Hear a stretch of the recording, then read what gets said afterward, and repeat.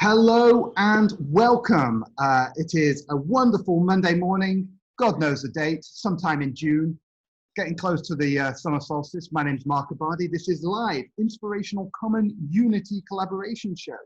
And today we have a fantastic guest, one of my favorite people in the world, big grand Papa Bear Dawson Church. He is the granddaddy of raucous laughter and intellectual spiritual union. Today we're going to be talking about mind to matter, creating your own reality, one of Dawson's latest books. And let me tell you a little bit about Dawson Church. He's a PhD and award-winning science writer with 3 best-selling books to his credit: The Genie in Your Genes, excellent book. Mind to Matter, still yet to read it, going to. And Bliss Brain, which is all about demonstrating peak mental states, rapid modeling of the brain's happiness. He's also conducted dozens of clinical trials and founded the National Institute for Integrative Healthcare, NIIH.org, to promote groundbreaking treatments. He also shares and applies a breakthrough of energy psychology, called the tapping stuff, to health and personal performance through EFT Universe, which is one of the largest alternative medicine sites on the web. One of his latest books, Mind to Matter, which we're going to be discussing, has already sold over 100,000 copies, and he's got an excessive amount of 5-star reviews. Please do go on Amazon and give him a few more. If he reaches over 1,000 5-star reviews, he's very close to, Amazon double boosts it. So you can find out more at dawsonchurch.com. And without further ado, let's go over to Dawson Church. Mark, it's a joy to be sharing. And you mentioned just before we came on about just letting people know what happens before this kind of an event, this kind of an online event. And I just went into my heart and visualized everybody who is listening, who is hearing, who is participating in any way, past, present, and future. And just imagine us all in this community of the heart, community of love, community of healing, and trusting that each person is going to be able to experience the perfect message, the perfect inspiration, the perfect epiphany for them right now. So starting with the intention, as Stephen Covey says in the 7 Habits of Highly Effective People, starting with the end in mind, and the end in mind being just contributing to this community of heart and healing that we're all members of. So that's how Mark and I are holding you in this moment. I love that. I love that. Oh, Dawson, again, always have to tell my old friends. Recently, I deleted the space between my first and last name. So I go by Markabadi. If you so can if I did the same thing, I'd have to go by Dawson Church. Yeah, I could call you Dawson Church. It's fine. You know, there's a lot of people I call by their whole name. So that's an interesting point. You know, you mentioned the past, present, and future. And I noticed that a lot of the work with EFT and energy psychology, it seems to transition space and time. Can you say a little bit about that? Yes, and I don't talk about this usually, but I've compared notes with my trainers, because we have a trainer group that trains people in clinical EFT. And right now we're doing virtual workshops. And in the past, of course, we've done a lot of in-person workshops. And then we also are starting again with in-person workshops in the fall again in August, September, October, as social distancing rules allow us to do that. Right. And so as I compare notes, and we meet as trainers once every month, and we have a Facebook group, and we compare notes about our experiences training people in energy therapies. And one of the weird things, Mark, is that this appears nowhere in the curriculum, because our workshops are certified for continuing medical education for the American Medical Association, American Psychological Association. So we're like part of the establishment in that sense. Right. So we don't talk about the metaphysical part of this too much, because that makes those people in the APA really uncomfortable. But one of the things that we find is that as people do these techniques, especially EFT, as they tap on their acupressure meridians and their energy patterns start to change, we find that their personal reality field starts to become very pliable, and they've had a really fixed belief for a long time, and it starts to get flexible. Like I worked this last weekend, I did a virtual workshop, and one of the people on the workshop had this story of regret. So She's 58 years old. 20 years ago, when she was 38 years old, she was really in a bad spot and she had to get a new job. And her new job was all the way across the country. And so she left her family and she moved all the way across the country. And then over the next few years, gradually her family members died. And so her narrative has been that I lost the time I would have been able to have with them if I hadn't moved across the country. And for 20 years, she's had this tragic story about her life. Now, in quantum physics, we call that collapsing the field of possibilities into a single probability. And her probability, her story, her fixed life story is, I lost that time with them. I can never get it back. And she had this energy of sadness around her. And as we began to tap, as we worked with that, we worked symbolically, we worked with energies in her body, she began to change. And her fixed belief in that tragic story began to shift and alter, and her entire reality field shifted. So you find this on an individual level, but what we also find is that somehow in the room, there's a point, usually on the second day or after a few hours, when the whole physical environment starts to flicker. And it's almost as though the reality field is becoming plastic. People's mental structures are becoming plastic. In the field of memory reconsolidation and extinction, there's all this interesting new research showing that neural bundles become neuroplastic if they have certain conditions met.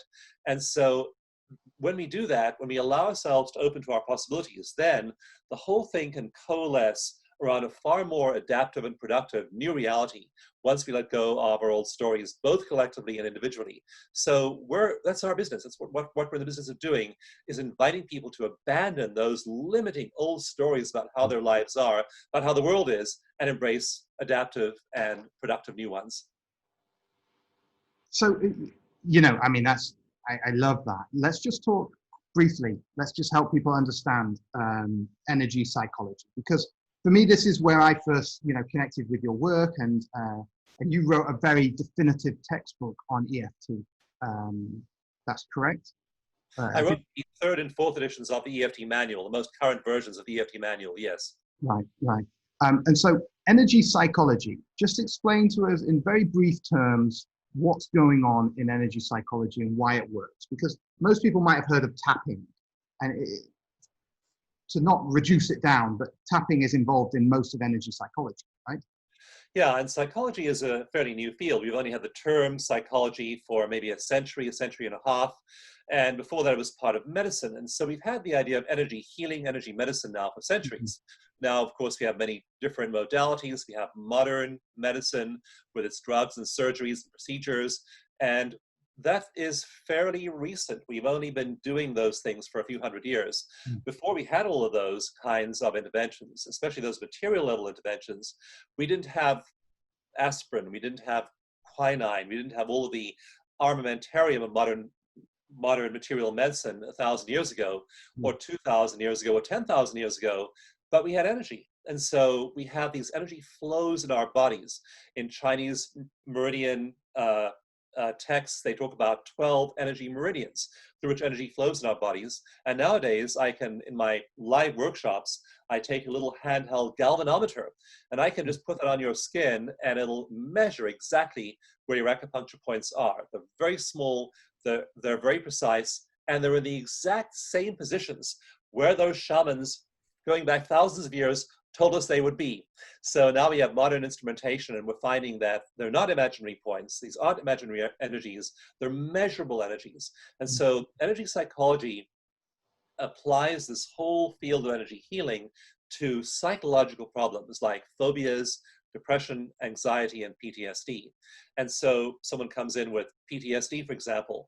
We now have 7 randomized controlled trials and a meta-analysis showing that in between 4 and 10 one-hour EFT sessions, when we work on changing those energy flows by tapping on these meridians, because in energy psychology, rather than using needles, we use tapping or pressure, acupressure, rather than acupuncture, and that when you regulate energy flows, all those negative connotations people have in their minds, in their energy bodies, just tend to go away, and they should. So it's no longer this old story that, oh, I moved away 20 years ago. I lost that time. Now they're dead. Right. Now I can never recover that time.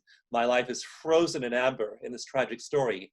Suddenly, when you change the energy, the story starts to change, and the belief in who you are and the potential of your life starts to alter. So EFT uses acupressure.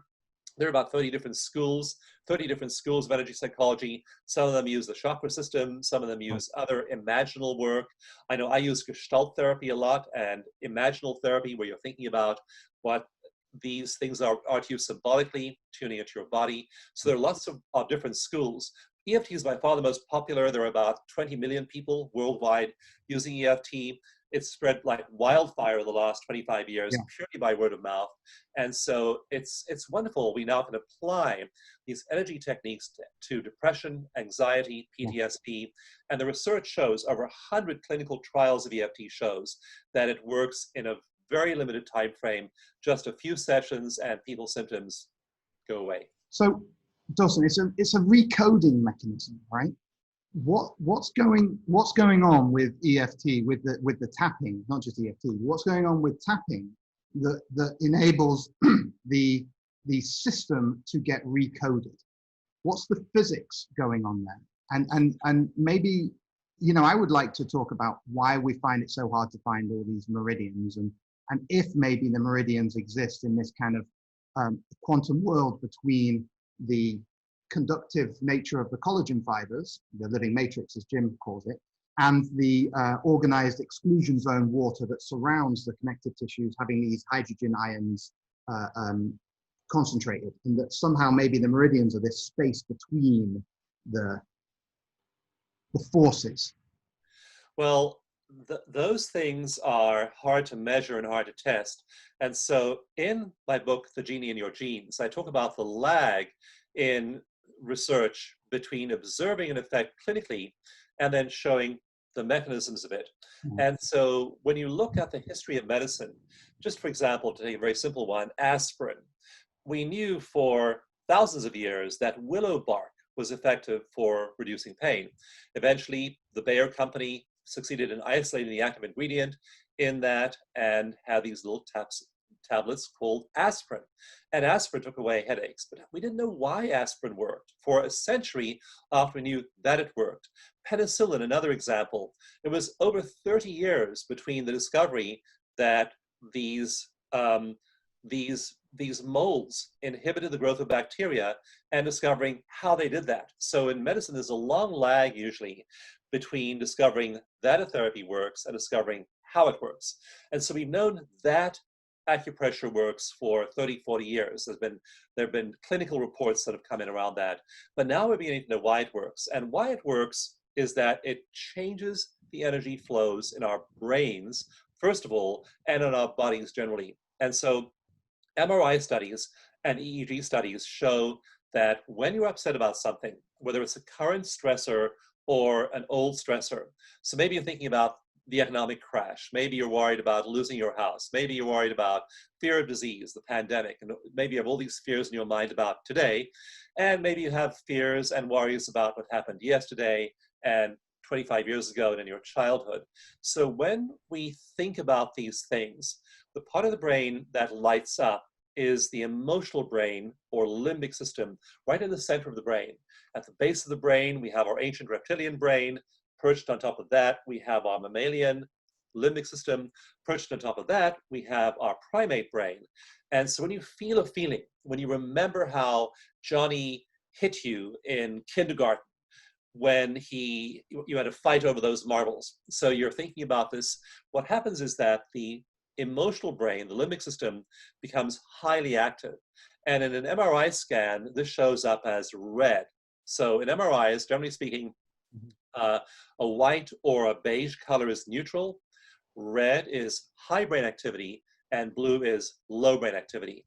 And so when we park people in an MRI and we say, think about Johnny and the marbles, their emotional brain gets red, it gets highly active.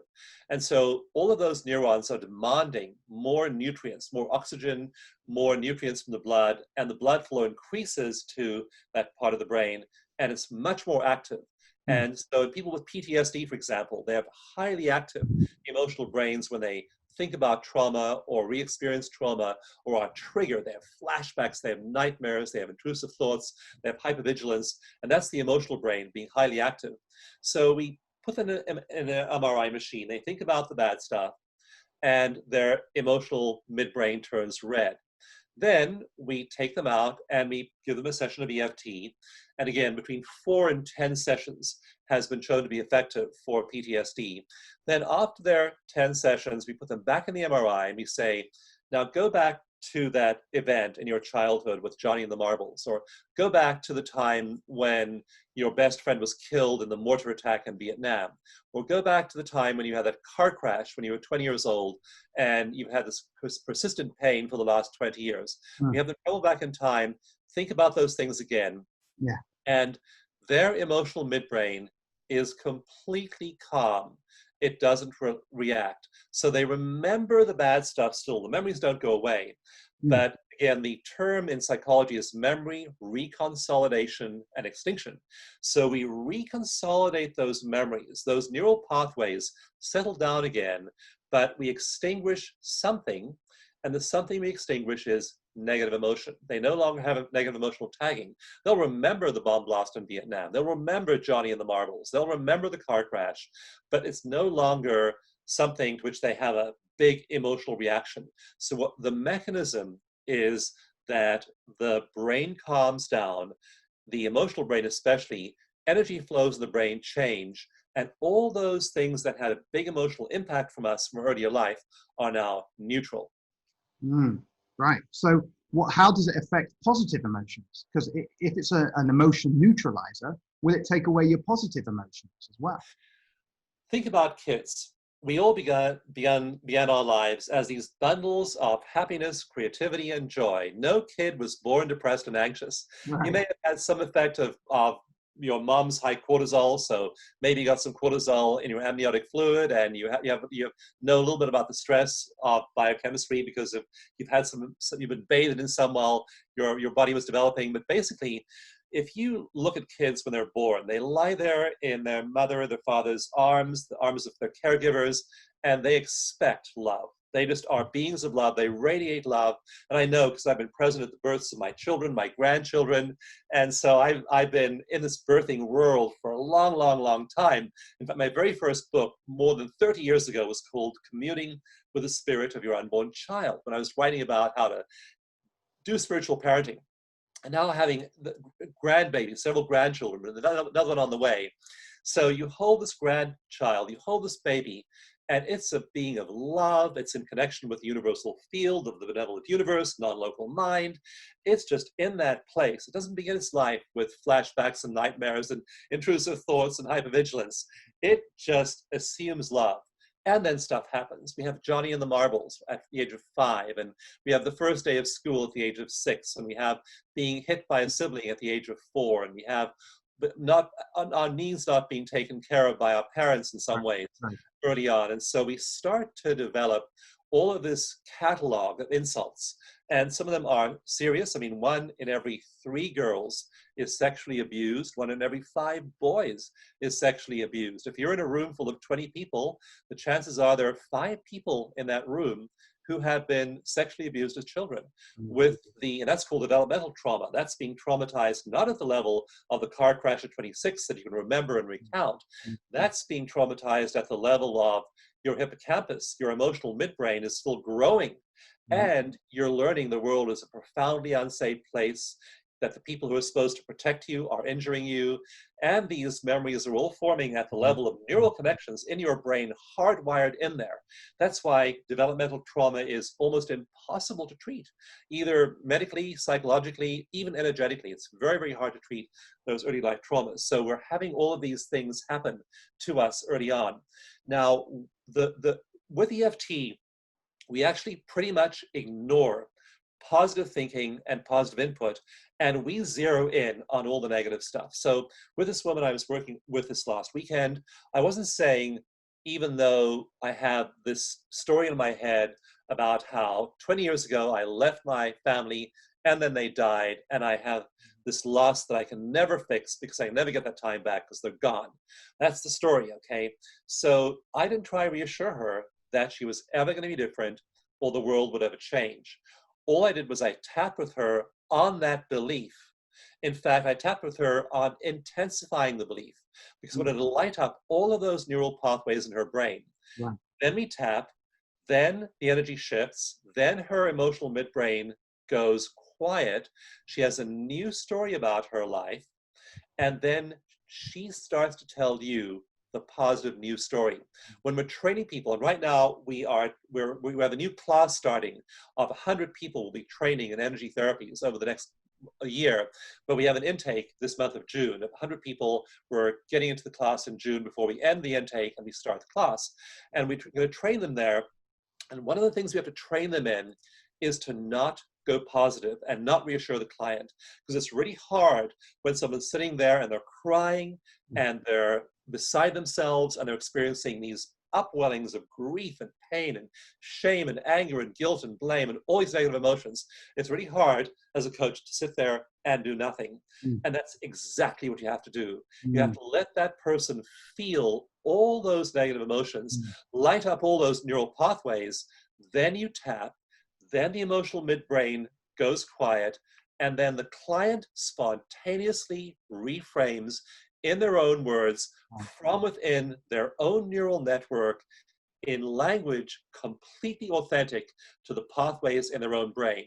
And the amazing thing is that when you just release all the negative overlay, like that baby had overlaid on him or her when she was young, you release all that stuff, release all the negative stuff, and like a cork at the bottom of the ocean that you release, it pops to the surface, and positive feelings, positive emotions, positive life stories just then spontaneously arise within the client's neural network. And the person then discovers that being of bliss and joy and love that they were when they were born. Right. It's like they're back to their natural state once you take the gunk out of the way, once you clear the tubes.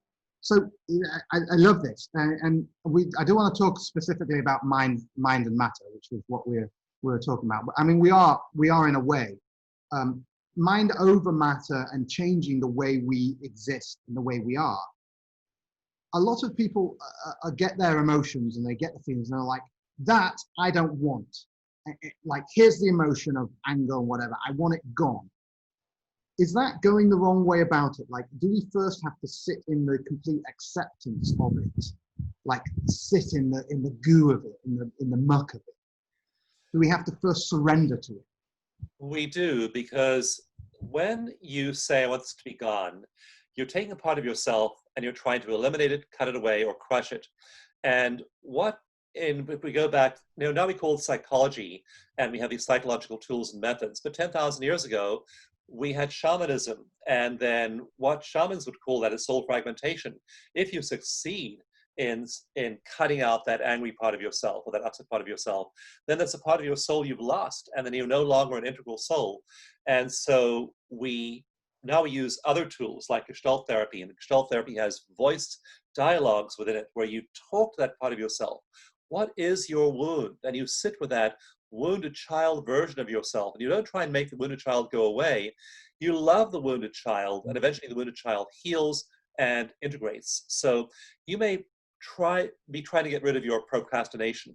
Maybe you're overeating and you want to stop overeating. Maybe you have this craving, and that craving is keeping you overweight. Maybe you have this habit in relationships that's keeping people away from deep intimacy with you. Maybe you have a pattern in career that's not serving you, and you want that thing to stop. So Fritz Perls, one of the great figures in psychology in the 20th century, called that the top dog underdog approach to human growth, personal growth, where one part of you tries to make another part of you transform.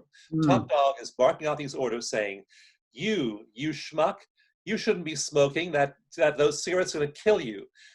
You went to the bar again on the way back from work and you had a drink, and now you're drunk and your wife's going to be mad at you. Underdog, stop going to the bar on the way back from work. Stop eating that chocolate. Stop giving away your power to men or women or whatever it is your other pattern is. So we have all these patterns, and the top dog underdog approach is the the bullying coach trying to make underdog do what it wants. And Fritz Perls said that in this battle of wills between top dog and underdog, that one dog always wins, and that dog is underdog. And underdog rolls over on his back and says to top dog, you are so wise, you are so right, I should quit smoking. I will never touch another cigarette again. I will drive right by the bar and not go in. I will blah, blah, blah. Underdog agrees with top dog. And so top dog says, okay, good, now I've fixed underdog. And then the moment top dog's back is turned, that part of self, the underdog, runs back behind the woodshed and lights up a cigarette. Yeah. So we have these parts of ourselves, and trying to get rid of underdog doesn't work. And what Fritz Perls talked about, what we teach our coaches and therapists to do in therapy with clients, is even though your client's coming to you and saying to you, I want help quitting smoking, I want help quitting my habit of having a pint of Haagen-Dazs every night at 10 p.m. I want help with my screaming and yelling at my kids, whatever it might be, that they want help getting rid of those things. And what that actually is it is top dog wanting you as a coach or a therapist to become an ally in hammering and getting rid of underdog. And if you do that, you are then part of this dysfunctional energy dance between top dog and underdog. And often people will come into your office and they'll say things like, I've tried 6 different kinds of therapy. None of them worked. And can you help me? And they're expecting you to say, oh, well, I am an energy psychology practitioner. Of course I can help you. Even though cognitive behavioral therapy failed to help you, we can help you with energy therapies. And we train our practitioners to not do that, because that is getting enmeshed in this energetic entanglement, this dysfunctional codependent relationship between top dog and underdog. Instead, you simply sit with them and you tap on whatever comes up. And so we don't help people. We don't get positive on them. We don't try and help them transform. We don't try and help them suppress underdog or get rid of these parts of self. And when you listen to those parts of self and sit with them and love them and give them space and help reduce all of the fear and confusion and pain and suffering trapped in those parts of self, then those parts of self integrate with the whole. You do self-retrieval in shamanistic terms. You're now integrating that hurt young girl who ran away into the corner when she was 2 years old and being molested, or that young boy who got hurt in school his first day. Now, those parts of self, it's safe for them to come home and be integrated. Then you are an integral self, and you are moving forward in your life with clarity and power and precision. All the parts of self lined up, moving toward your goals, rather than some of them sitting on the sidelines here, like underdog, sabotaging you and making sure you don't get there. So it's powerful to integrate all those parts of yourself rather than trying to do positive thinking or make them go away. Right. Beautifully said. So it's all about integration. I can't help but see, looking at society, the way these shifts are happening throughout, and we've got this this notion of totally unbalanced, unintegrated social norms within culture and within society. It seems like that patriarchal top dog down approach is what society is being built on. And the oppression of people. And it's almost like we've trained ourselves psychologically to have this top dog, underdog attitude. How do you see the mirroring of what's happening from the work that you've developed in the research of the therapy to how we can apply that to sort of taking away this patriarchal top-down, top dog and underdog in society? Yeah, the command and control economy, the command and control society, where there's a boss and then there's a hierarchy and people work from top down. And that was, of course, tried in communist countries in the old Soviet Union with a Politburo up top and then committees down below, tried in conventional corporations, General Motors of the 1950s, Alfred Sloan as the CEO and then layers of management down below. Our government systems with people at the very top and then filtering power down below. And that has been the model of human interaction in a human society for a long, long, long time, this patriarchal top-down model. And what's yearning to happen now is an organic model that respects the whole. And what you see with the protests going on and all of the outrage all over the world of this patriarchal model, right now it's directed toward the police and anger toward the police.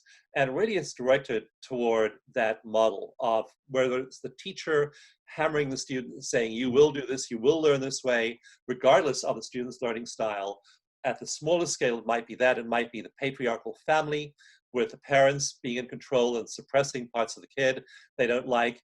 And we train people to realize it's parts of your psyche, because here you are, top dog is trying to suppress underdog, and that's all inside of you. Like I'll work with people sometimes at live workshops, and they'll say, oh, well, I believe this about the world, and this is the way the world is. And I say, well, who told you that? And they said, my mother. And so they've had this belief that their mother had, and mother instilled in them 60 years ago. And I point out to them, well, you know, your mother's been dead for 40 years, but you've internalized your mother, and now you have your mother's voice directing you to do the same things, the same dysfunctional things she had you do when you were 4 years old. So we internalize that patriarchy. We aren't talking about fixing it out there.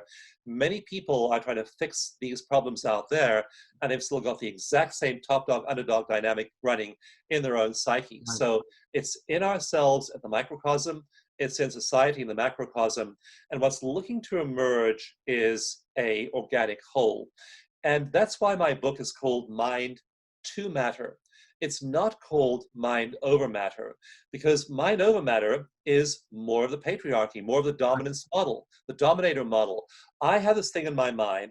I'm going to make material reality look like this thing in my mind. Mind over matter. Right. And that is the furthest thing from the truth. The real way of working in mind to matter is, I talk about this in chapter 1 and chapter 7 of the book, is we have a local mind, and that's our local awareness, our picture of who we are, what our world looks like, our local self. I have a self, and I build that self with certain parts of my brain. Two parts in particular, the mid-prefrontal cortex right over here behind your eyebrows, and the posterior cingulate cortex in the back. And that axis of brain networks actually constructs your sense of being the self who you are. So that's your local mind. And if you remain embedded in local mind, all you see is local self and local solutions. And what I advocate in all my books, but especially Mind to Matter, is to let go of that in meditation. And then you let yourself merge with non-local mind. And the mystics do this, and they describe these states of transcendent bliss when they do this. They suddenly are one with the universe, unity consciousness, non-duality. There's no, in the highest states of those mystical unions, there is no even me and the universe. There's only one. There's no sense of I and you, of me and the other. All of that dissolves in this blissful experience. Now, the cool thing is that that experience is not imaginary. It's in your brain, it's in your hormones.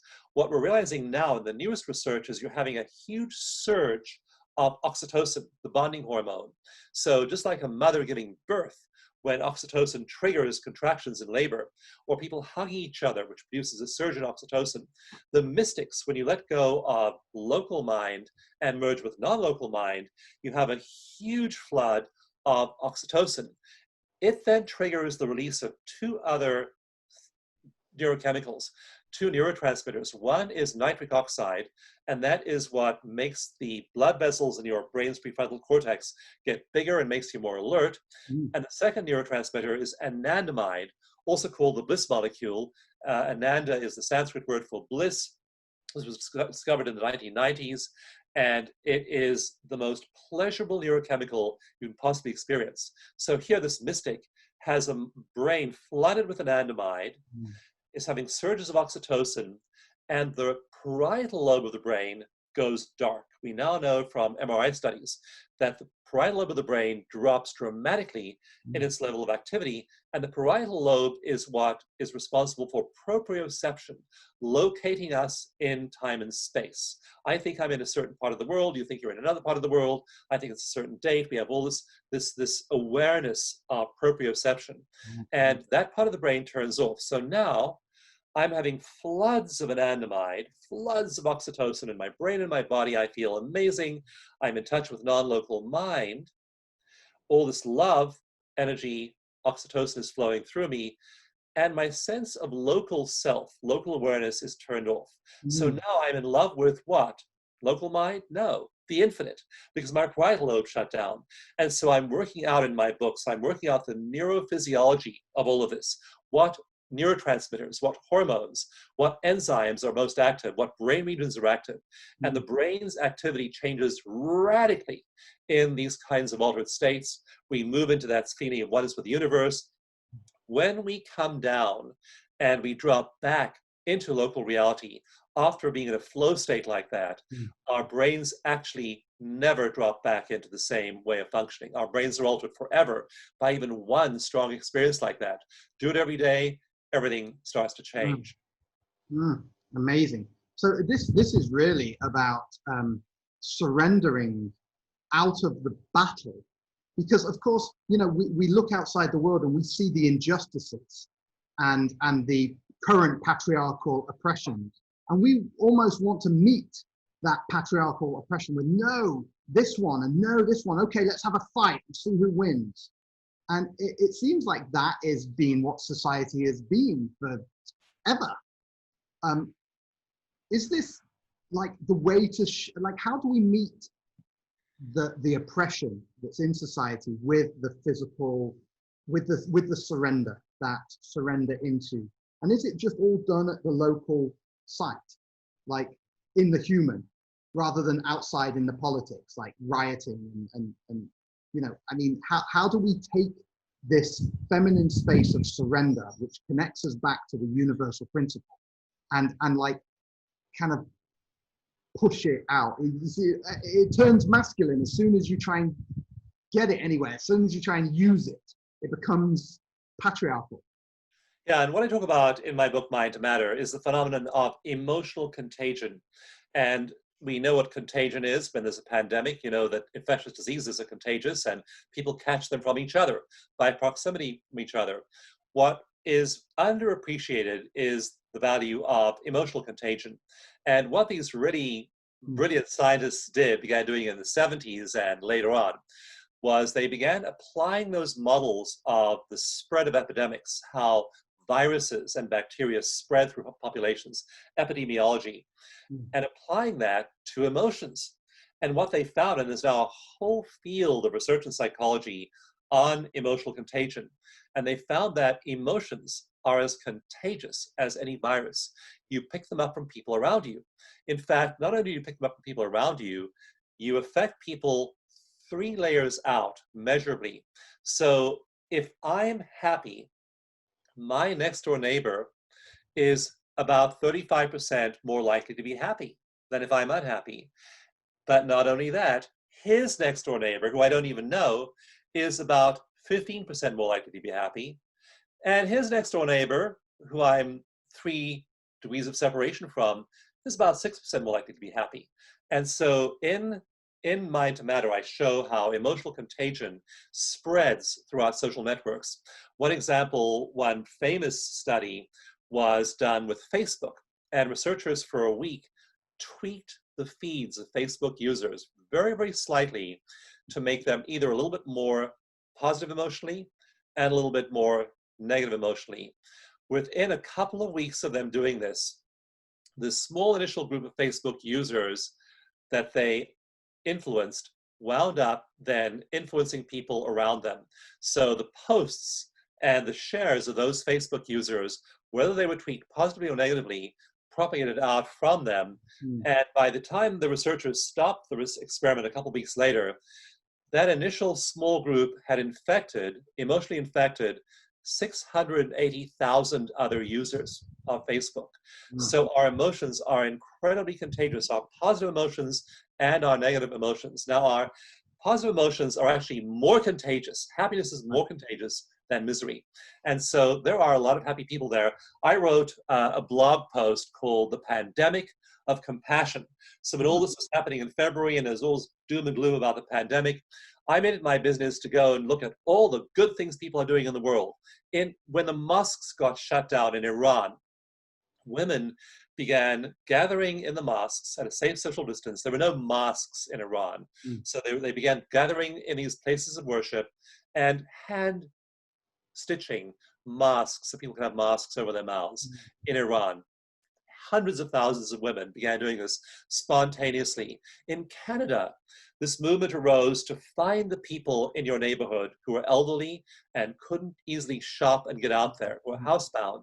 Who's housebound in your neighborhood? And go take care of them. Like we did that. My wife and I did that for our neighbors who are in their 90s, and just made sure that they had what they needed. So I made it my business to look for all the good news, all the kindness going on in the world. And I found it was the greatest pandemic in the history of humankind. So if you want to read this blog post I wrote, go to pandemicofcompassion.com and take a look, and you'll see all the billions of ways every day people are taking care of each other. And so that is positive emotional contagion. And the media completely misses this. I mean, this is not at all the dominant narrative in the media, but it's powerfully there. Well, of course, because there's so much noise going on elsewhere. And, you know, is this similar to the sort of the morphogenic field that Sheldrake talks about, the entangled nature of ourselves? And if it's the case that we are all entangled, that we're all connected, then it seems logical that the shifts happen out there by making the shift in here first. How does that connect to sort of reparations and people who are angry about systemic racism and systemic injustice? What's the best technique to shift the collective consciousness of the planet? Our collective consciousness as a planet is shifting all the time.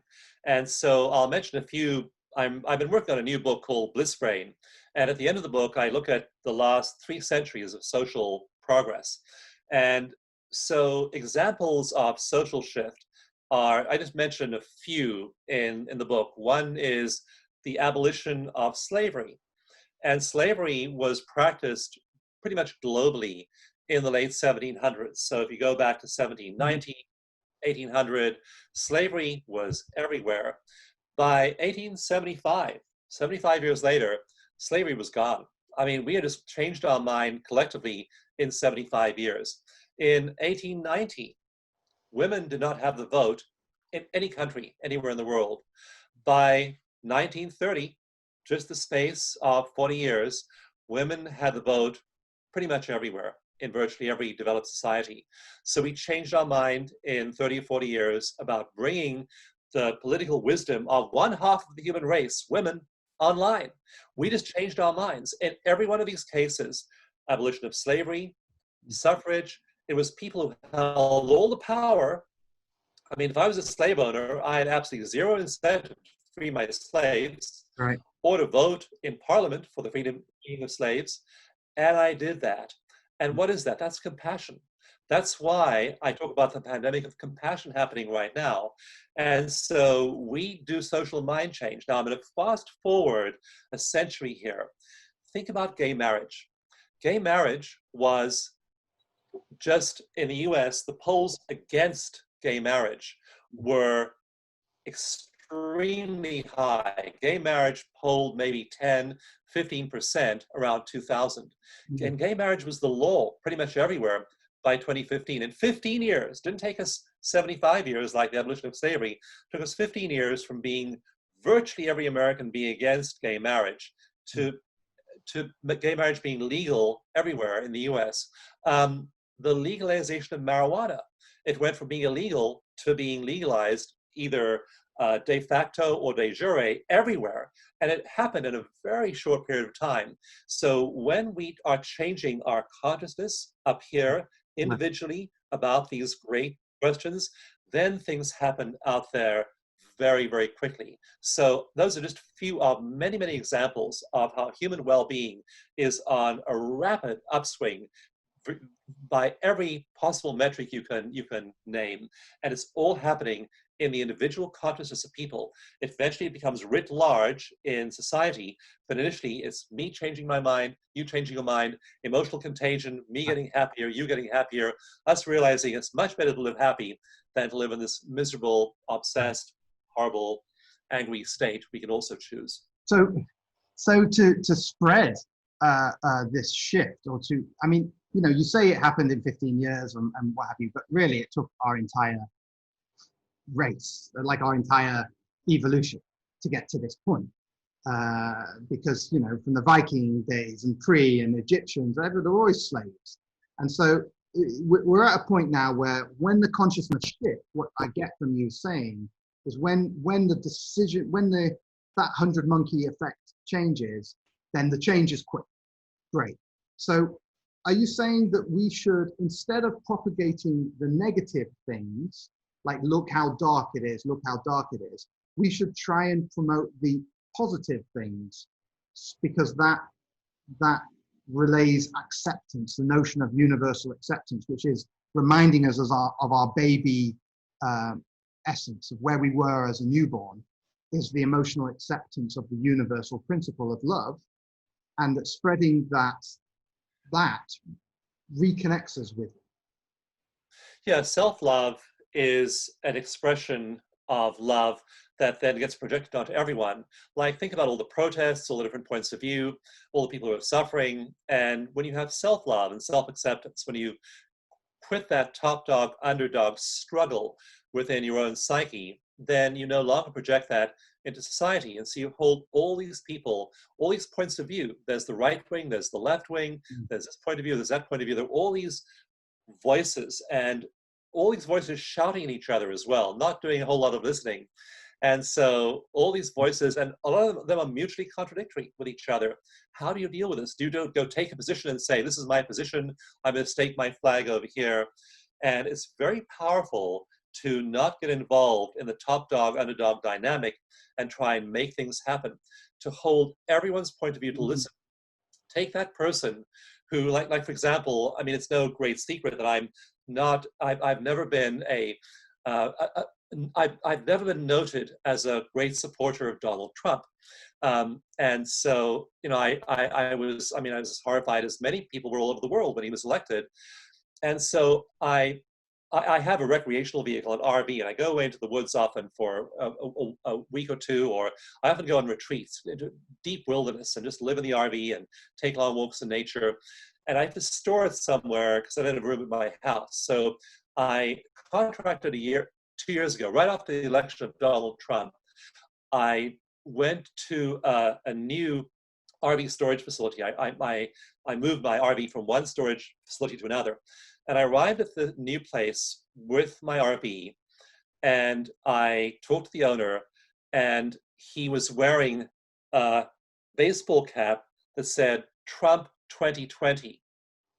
And so I came home and I said to my wife, I said, darling, you know, I just met this man who not only supported Trump in the 2016 election, he is supporting him in the 2020 election. And I'm so grateful to have met him, because here I thought that Donald Trump would have nobody supporting him after the hashes made of governing for the last few years. And look, he has one supporter. I'm so grateful that there's someone I can talk to. And I made it my business to talk. I've spent hours talking to this guy with a Trump 2020 baseball cap.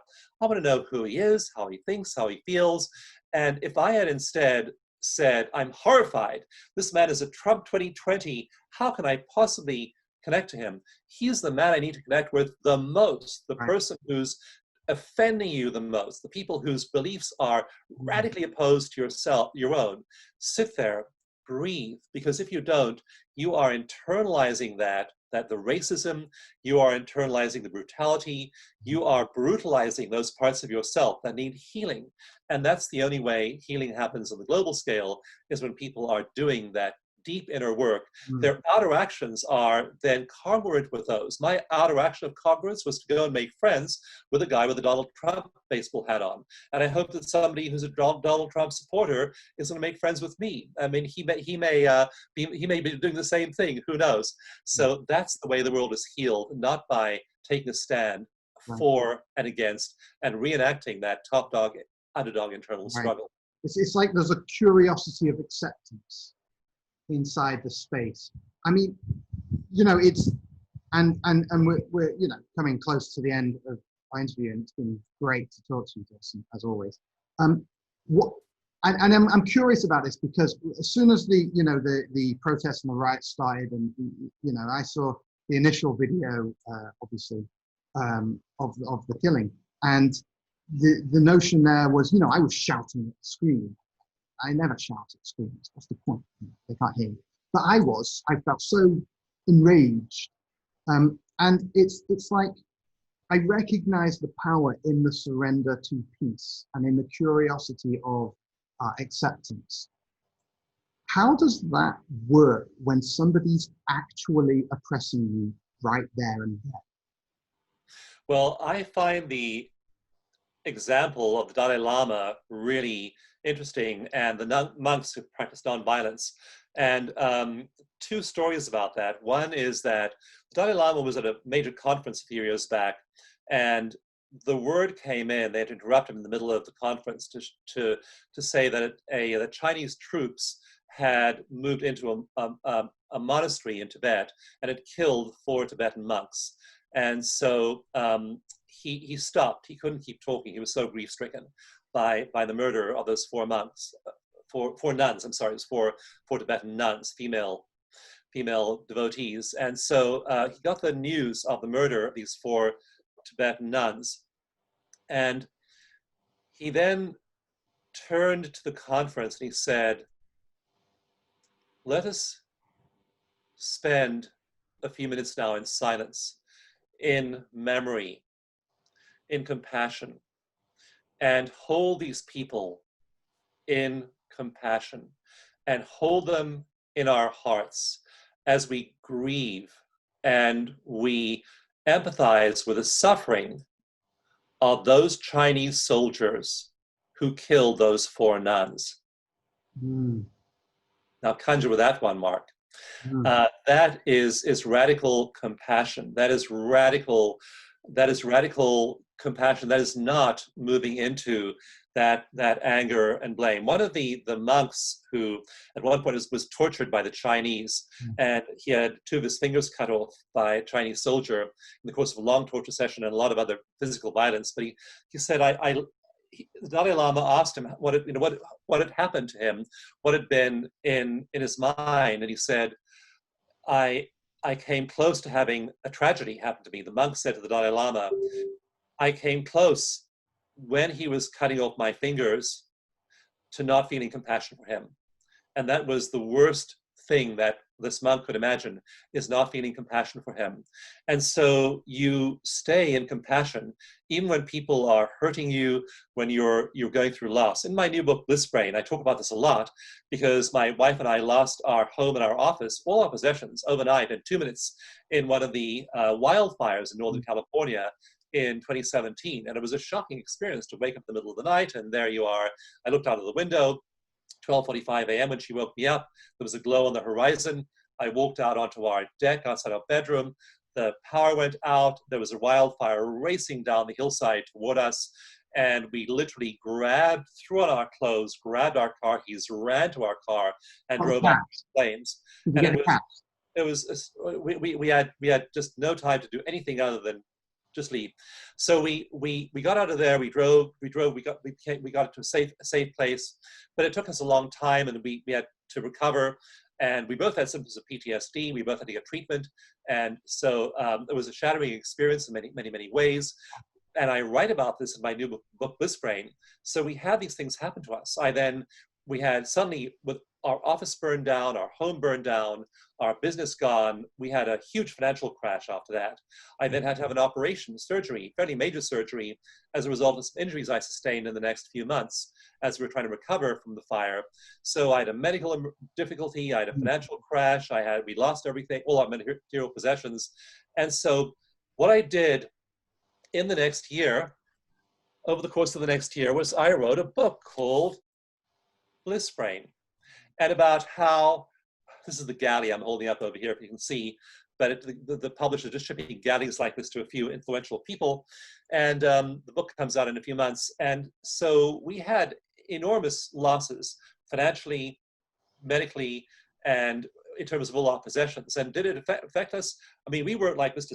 Spock being totally neutral about it. We definitely felt all the grief. We felt the grief of our 22 neighbors who died in the fire. And none of this was like putting on a happy face on all of this. We had to process all of this stuff, but we had the tools. We had meditation, we had tapping, we had friends, we had community, and all of those things help us recover. So we all have stuff like that. You have fires in your life. You have fires burning out of control in maybe your money or your relationships or some part of your life. And we all have things that don't go well for us. And yet we can find that absolute core. And Mark, there's one photograph in Bliss Brain that I love. So we eventually were staying at a motel about 30 miles away on the coast, a long way away from the fires, a couple of days after the fire. And we didn't know for sure that our house had been destroyed. And a friend of ours got in past the National Guard that had cordoned off our area. She snuck in past the National Guard and she took photographs of our house and emailed us 3 photographs. And one of them was of the house, which was just the concrete slab, chimney sticking up, and ash. It had melted the cars, it had melted the washing machine, the refrigerator. The fire got so hot, the aluminum wheels of the cars were just molten aluminum lying on the ground. I mean, it was just really, it was an inferno there. And so then she mailed us a second photograph of the office. Again, concrete slab, file cabinets melted, computers melted. But in the back of a cabinet was something that had sat there for about a decade that we'd forgotten was there. And when the paper all burned up and the wooden cabinets went up in smoke, this thing didn't burn.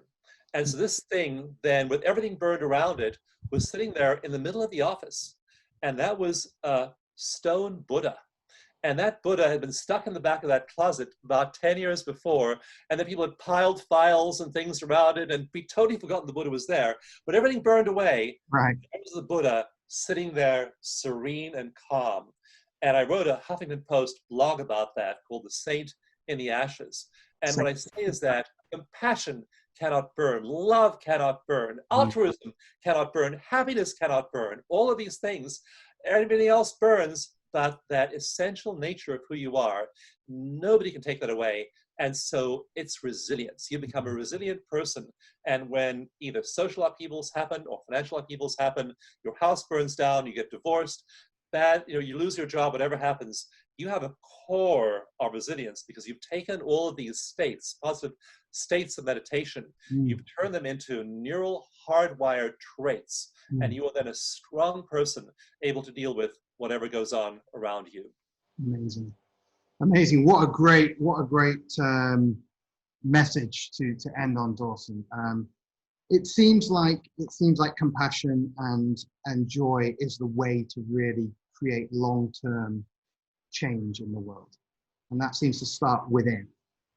So as long as we're in that compassion and joy, we can do any of our actions from that location. Seems to be the message. Wonderful. Dawson, thank you so much for coming on. It's been such a pleasure. I'm looking forward to we're closer together now physically, because I'm in San Rafael. You moved closer to me. So we're going to spend some time to hang out when I'm back in stateside. Thank you so much. I'll just close off the show. Oh, it's been wonderful. Thanks, Dawson.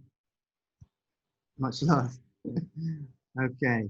Wow. So amazing share from Dawson Church, and this notion of using compassion to create change, of embracing not the patriarchal meeting of the battle with the battle, not okay, so one army is coming down the hill, do we raise an army to meet them? And that seems to be the way that we've done it since day naught, is who is the stronger, who is the louder, who is the most angry, and really the shifts, the magical shifts and the long-term shifts seem to happen with compassion, and when we can go inside ourselves and be in the womb of acceptance, in that place we were when we were born, the center of self, the joy of non-doing.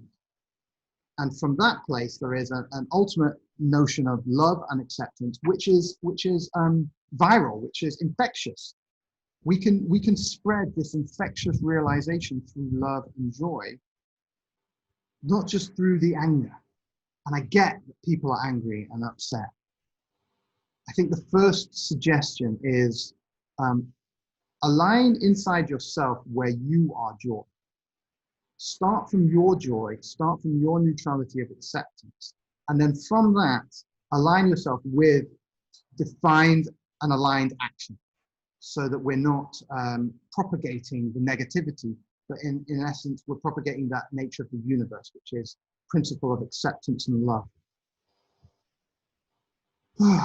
And of course, you can, tap your way into this. We didn't get much into the actual science of the tapping, but you can look up EFT Universe is a great resource. You can find Dawson Church, all his stuff, his books. It's a publishing machine, dawsonchurch.com. I have a book Evolve, bookevolve.com. You can check that out. A lot of the work is influenced by Dawson's work, Jim Oshman's, and this power that we can influence, we can change what's going on in our world. So thank you once again to my guest, Dawson Church. Fantastic. Check out his new book, Mind and Matter. It's not over matter, it's mind with matter. It's an acceptance of it. Thank you so much. So good holding space. Please like, share. I think they're there. Like the shares. Like, share, and much love. Thank you very much.